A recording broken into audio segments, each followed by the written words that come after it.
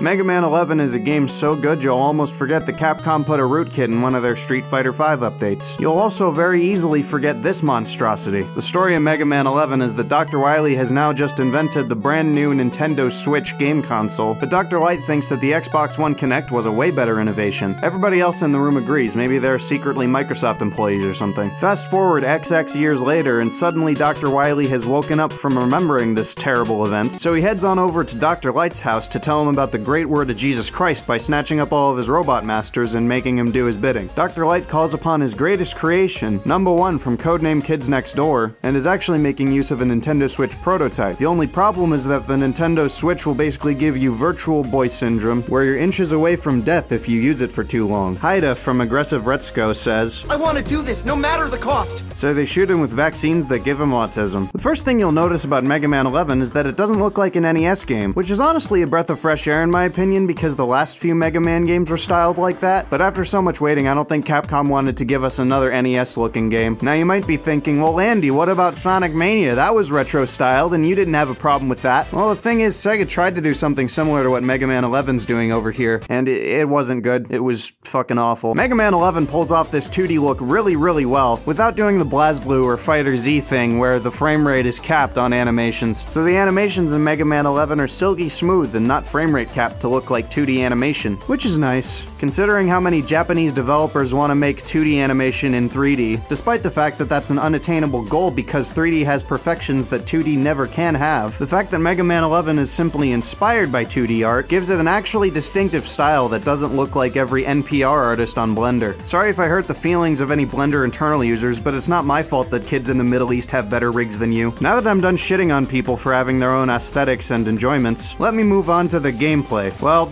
it's a Mega Man game, but the thing is, it's a really, really good Mega Man game, which isn't surprising considering the series' history. I mean, it's the entire reason the game has a fanbase to begin with, so that should be pretty obvious. Because the old Mega Man games were really, really good. I'm not even that into Mega Man, and I'm pretty impressed by the fact that this can recreate the classic Mega Man feeling really, really well, especially considering that, New Super Mario Bros. Feels like its own thing compared to the other Mario games. And it had Sonic 4. Unbeknownst to backseat game devs that think that creating a game is magic and can happen spontaneously, recreating the feeling of a retro game in a completely new engine that's not retro in the slightest is a little fucking harder than it looks. So I give mad props to Capcom and this game's entire development team for doing what Mighty No. 9 could never do in its lifetime. Let me ask you a question.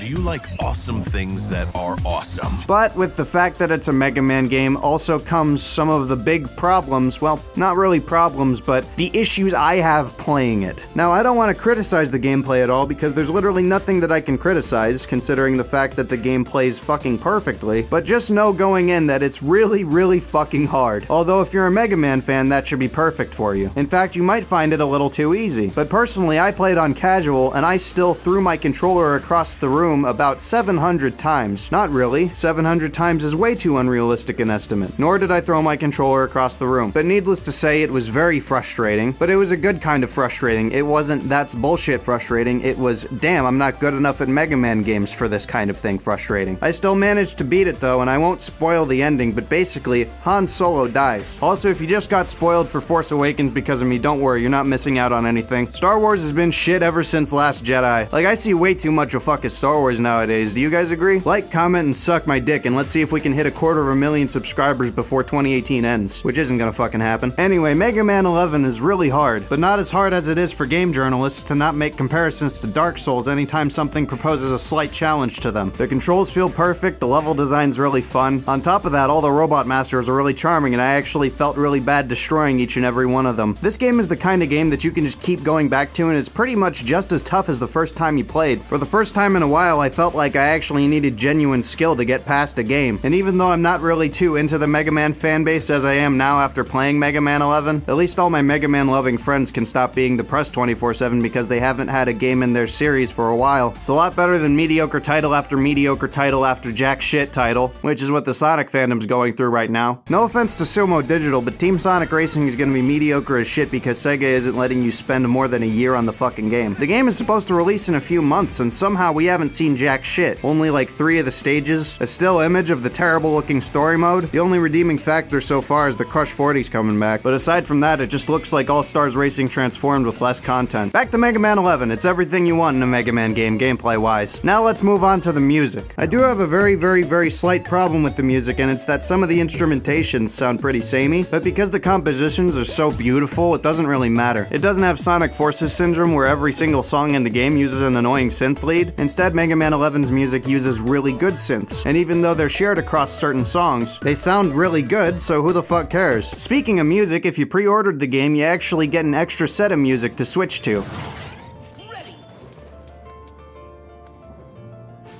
And these sound so beautiful that I'm gonna be using them for the rest of the video, okay? I mean, it really feels like game developers give a shit about music now, because there was a period in time where music wasn't really iconic, it was just be there, and that was it. Then Mick Gordon came along and slapped his titties on his Soviet synth, and that's how we have the gorgeous soundtrack of Doom 2016, which makes my dick rock hard. This recent wave of games with really fucking good music actually made me look at the music in a video game in a new light. I looked at it less as a passive be there thing, and more like, if this soundtrack isn't fucking amazing and iconic in every way, you're pretty much fucked. Mega Man 11 gets this perfect because it sounds exactly like a Mega Man game, but it sounds like a modern Mega Man game, which goes for the rest of the game. They didn't retroify it too much, and it's not that hard to do that. It's just that some composers are really fucking lazy. Anyway, I wouldn't be bringing this up in such detail if the game that everybody seems to praise for its music, Sonic Forces, didn't have 90% of its tracks sound like absolute dog shit. I know I've shat on Sonic a lot in this video, and I apologize, especially because it's a Mega Man video and not a Sonic video. But I really have no other place to vent my frustrations that my favorite video game series of all time is going down the shitter rapidly. Next up is the voice acting, the final piece in this massive puzzle that is Mega Man 11, and my opinion on it. How does one get into acting in video games? Wait for Nolan North and I to die. Voice acting in games has almost always been good, until you have a certain few stragglers where just that was too close. You were almost a Jill sandwich. Mega Man 11 is not one of those games. The role of our favorite Blue Boy is pioneered by Benjamin Diskin, who most of you people only know of because of Haida from Aggressive Retsuko, but he's also done a number of different roles. Get it? Because he voices number 1 in Codename Kids Next Door. What, you thought that was a dumb non sequitur? No, I'm not kidding. He's the voice of your fucking childhood if you watched that show. But don't feel bad if you only know him as Haida. He entirely embraces the Haida craze as long as you're not a creep who draws vor of the character. Overall, he's a great dude, and I'm glad that he's landing more roles, specifically the voice of the Blue Bomber himself. He fucking nails this role down. Or should I say, he nails this rock down. Keith Silverstein is the man behind Dr. Wily, and you probably know him best as Torbjorn, the crusty toe man from Overwatch. And he also does Vector the Crocodile, who I'd like to urge you artists out there to keep drawing porn of every day. Anyway, he sounds exactly how Dr. Wily should sound. A genius of my caliber needs sleep to keep his brain in gear. Fucking nails this role. Or should I say, nails this Wily. I'm gonna be real with you, I don't recognize any of the other voice actors, but I gotta say, ever since this game, I sure do now. Like, what the fuck? It's a Mega Man game. You didn't even need voice acting, and somehow you've got some of the best that I've heard in a game. I wouldn't be pointing this out if the literal last Mega Man game we got voice acting in wasn't, this. Seems to be energy resources, but I've never seen this type on Earth. I don't know where this energy came from, but you cannot let it fall into Dr. Wily's hands. Anyway, voice acting top notch. In fact, I was discussing it with a friend the other day. If you took the animation style from the anime segments in Mega Man 8 and gave us the cast of Mega Man 11, that would be a fucking awesome TV show. I can take it, Doctor. I want to do this no matter the cost. Hook me up. Just please, give us something that's not fully charged, for the love of fucking God. I love Mega Man 11 so much that I really want to mod the hell out of this game. So let's go online and see if I can do that with my limited knowledge of game engines. Now, I have a feeling that this is on the same thing that Street Fighter V was running on, which should be Unreal Engine oh god fucking damn it, how am I supposed to mod that? I'd like to use the rest of this video to give a shout out to two of my good friends who are also really good composers, Matter and Cosmic Gem. They keep loathing themselves and thinking their work isn't up to par, but everything they've made shits on my musical career, which is coming in on 7 years. But hey, at least I'll be 21 sooner than they will, so that I'll set an example of why not to become an alcoholic when I drown away the pain. That's all for now, I'll see you guys later, and I'm not actually going to be an alcoholic, but please check out these channels because they do excellent music.